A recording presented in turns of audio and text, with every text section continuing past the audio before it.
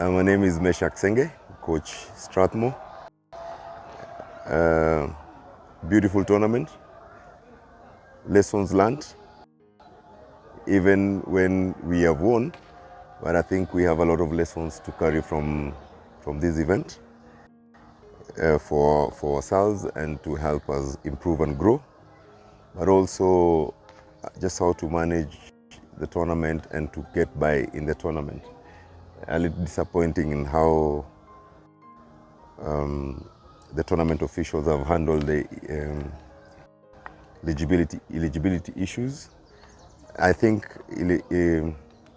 verifying eligibility issues is very good. It's a very noble idea, but how they've gone about it could be better. In that we should do this before the tournament starts, and therefore we are sure that these are the players who are going to play in the tournament, instead of waiting 2 games in, then we delay the starts of the game, this plays out, this plays in. I think if we could create a day before the tournament starts just to do that bit, it would be nice. Because I know there is a panel that deals with eligibility issues, and I don't think it breaks a bone to, if for example the tournament starts on Thursday, to say that the tournament starts at 2 o'clock and we have the whole morning, because then there is no cost in stay. Instead of saying we come a day earlier, we can come in the morning, dedicate the whole morning to these eligibility issues, then we are set to go. That's how it happens in tournament spaces and international spaces. So maybe we could learn something from that. The umpiring, good and bad. To a large extent, they worked within their capacity. Variations in how we interpret the rules. You find that this set of umpires interprets this rule in this manner, and another set interprets in a different manner. That calls for somebody we call a tournament director, who should do a brief for the tournament officials on the possible areas of commonality. Having said that, I think from my experience, there was a lot of fair play from the umpires. There was no undue bias towards this or the other team, at least in the space that I was playing in. So I think a big kudos to them. The last game in the final, I was very impressed with the table, how they managed information, time management, and all this kind of stuff, communicating to the benches. I think that was commendable. The discipline generally, I think, from the players has been very commendable. I think from the players as well. And I think there was generally a lot of respect even in the technical benches of the teams. And that is what sport is supposed to be about. It's camaraderie, but also respect for each other. People shake hands, people are addressing each other with decorum. And I think it also shows on, I have not seen in this space, in our pool, players getting physical or people doing untoward things. Yes. So I think that's huge growth. The quality of the game, I think we see a lot of tactical play. I don't want to be biased about Nairobi, but I think there's a lot of tactical play from the teams I've watched from Nairobi. You can see a clear structure. It means that the teams are coached. And there are teams that are just knocking the ball. And if we could help these other teams also see this space and work with, I think we'd go a long way. I was just having a conversation with some of the officials about running coaching clinics for Kusf teams and Kusf coaches. I think it would really help us. And it's one thing to run a course, it's another to believe in the content of the course and to try and apply it. So at least the first step would be, can we do a course? Normally in international tournaments, before the tournament or during the tournament, there's a course running. So in this case, we can do probably a seminar a week for the coaches and certify them. It's not just about doing the course, it's also about certifying them so that they can show documentary proof that they have done this, but they're also applying it. So then there's a review on whether application. Then that way, we can grow together. I'm happy with the ground we played in. I know your end ground. It's better, but I have concerns in terms of the safety and the line between the sideline and the border and the wire border as too risky. If they could do something, I think the surface is better. Quer has a good space, but they can do something better in terms of compacting it. But generally better than I prefer the Maram spaces to the grass spaces. So at least you can see the passing, the movement, as opposed to grass where people just hit and chase. I was watching and I'm seeing people, I've seen girls from Moose who have shown something interesting. I've seen people at JQuat who can do something. I know KU players who are in the system, but I've seen people who I didn't know existed, but I've seen there's something here we could work with.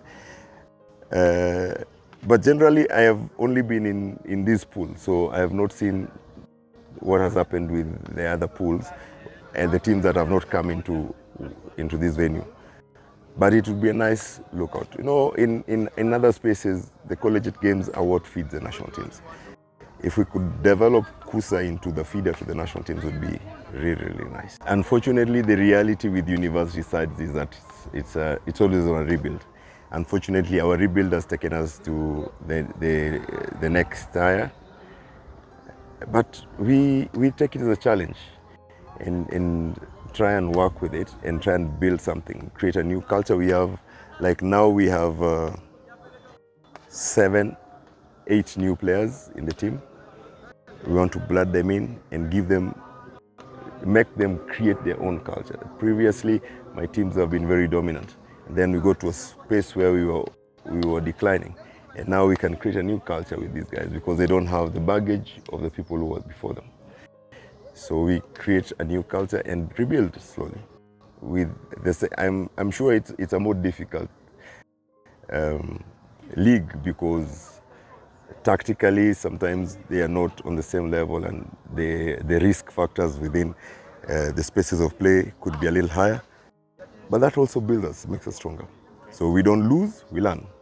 You know that there was a very dominant force called the Armed Forces team then that won 9 back-to-back titles and is actually the only team outside of Egypt to have ever won the club champs, men. Now, because of work-related issues, that team was recalled to duty. Now they've seen it fit to bring it back. But you see, it's been 19 years. So in 19 years, the players who were then, me being one of them, are no longer able to run. So we have to recreate another group and trying to rebuild a culture. It's not an easy task, but it is a possible task. So we are up to it. We've played 2 tournaments. There are people who thought that we would be in for thrashing. We are having people who've never played really in that team. There are people who have started the game like in 2 months, in a space of 2 months. And we said, why not? Why don't we jump in and have the experience? And I think our first game, the first game of that team was against Strathmore, which was a very fast side. And that was a real shocker for them in terms of speeds, skill sets, tactical play. And the next game, they played against a team that had a lot of Jaguars players. And they actually held them to a draw. And then that brought belief, and that belief became overconfidence, and they lost the next game. Then the third game they played against a team they lost to was Zalendo. And then the next game they played against a team Parklands, and they beat Parklands actually. So that was good. Now in yesterday's tournament, they drew 1, lost 2. Again, now that was a different format because first we played an 80-side and now we played an 11-side. So it's all learning curves for us. But for us, it was not about the win or the loss. It was about the courage to play and to face the other side and the opposition and say that we can take the field and actually do something. So in terms of that, we have gained, but it's not where we want to be yet. But it's coming up. We are on a rebuild, and we are creating pathways into the Olympic qualifiers, because that's our biggest assignment in about a year's time. So this weekend, we are taking part in the SEMA tournament as Blades, and we have 2 teams. We want to use the tournament to help us also try and trim the team, because we are quite a big group. We want to use the tournament to see applications and probably reduce the team to 25 or 30 players.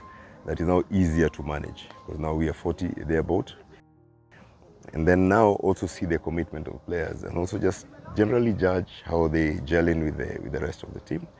And if compatibility is within our scope, then yeah, we end. If we are not compatible, then we find alternative ways of trying to manage.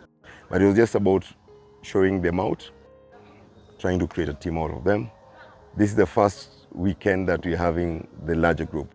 We started and we've been low in numbers in terms of the entirety of the group, because there are people in Kakamega, there are people in Kisumu, there are people in Mombasa, and there's the Nairobi group. And this is the first time now we're bringing everybody together. So it's nice to see how they blend in. It's not really an isolated case, because a big chunk of that group has played together in previous setups. So how do we then bring in the new guys coming in to also try and... But it's an open space. It's an open space. Everybody starts on a fresh page. There is nobody who's guaranteed a slot. So you show your effort, you're in. Facilities is one of those things that are really hitting us, but also coaches' education. We have to start from somewhere, and the base for us would be the school hockey. We have to try and nurture school hockey and nurture the coaches within the school hockey space, because that is what feeds us. But we also need to do something about our facilities. There is no way we'll compete in the international space if you're playing on this kind of surface, in the Maram spaces. So I know it's a very expensive venture, but it's a bullet that needs to be taken or beaten. And if we are able to get a facility or 2, it would be nice. I know there's something coming up with Hillcrest. There is now the Blades are working at Kenton, and thanks to the management at Kenton for granting us that opportunity. But yes, we need to use that surface a lot more, even for the leagues, because the players that we pick are from the leagues. And if they're not used to that surface, adaptability becomes a challenge. I know there are institutions that probably could be able to afford, maybe if the general hierarchy of management was able to create spaces or opportunities for them to have tasks at considered rates, maybe. University like Strathmore, like USIU, those are people who would probably look at it. But even the county associations would probably try and source and get 1 per county, especially the hockey playing counties, Mombasa, Kisumu, Kakamega. Those would probably try and source in collaboration with governments to see if they could get a surface. Then we would for surely grow.